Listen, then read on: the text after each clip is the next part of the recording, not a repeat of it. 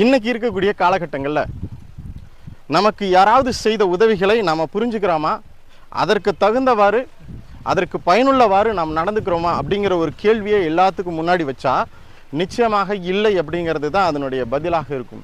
இந்த ஒரு குறை நம்மகிட்ட எங்கேருந்து ஆரம்பிக்குது அப்படின்னு சொல்லி பார்த்தோன்னா, இது எல்லாமே பெரும்பாலும் நம்மளுடைய இல்லத்திலேருந்து தான் ஆரம்பிக்குது.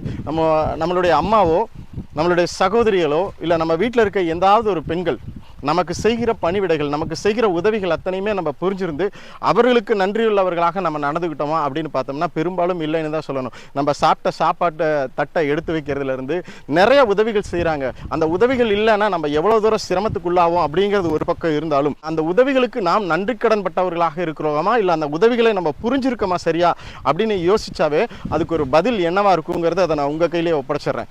இந்த உதவிகளை, இந்த மாதிரியான சின்ன சின்ன உதவிகளை நம்ம புரிஞ்சுக்கிட்டா அது எப்படி இருக்கும் தெரியுமா? குறிப்பிட்டு சொல்ல போனோம்னா, திணையளவுக்கு சின்ன உதவிகளை ஒருத்தர் செஞ்சிருந்தாலும் அதை நம்ம புரிஞ்சுக்கிட்டோம் அப்படின்னா அது எப்படி இருக்குமாமா, இந்த பனையளவுக்கு பெரிதா தெரியுமாமா. இதைத்தான் ஐயன் வள்ளுவன் தன்னுடைய செய் நன்றி அறிதல் அப்படிங்கிற அதிகாரத்தில் குறள் எண் 104 மிக தெளிவாக பதிவு பண்ணியிருக்காரு. திணைத்துணை நன்றி செய்யினும் பனைத்துணையாக் கொள்வர் பயன் தெரிவர். திணையளவு சிறு உதவியை பெற்றவர் அதை உணர்ந்தால் பனையளவு பெரிதாக தெரியும். இன்று முதல் நம்மளுடைய வாழ்க்கையில் நமக்கு யார் என்ன உதவிகளை செய்தாலும் அது எப்படிப்பட்ட உதவிகள்ங்கிற புரிஞ்சுக்கிற அந்த மனப்பக்குவத்தை நம்ம கொண்டு வந்துட்டோம்னா போதும். வாழ்க்கையில் அந்த உதவிகளால் நாம் பயன்பெறுவதோடு மட்டுமன்றி நாமும் மற்றவர்களுக்கு மிகுந்த பயனுடையவர்களாக மாறுவோம்.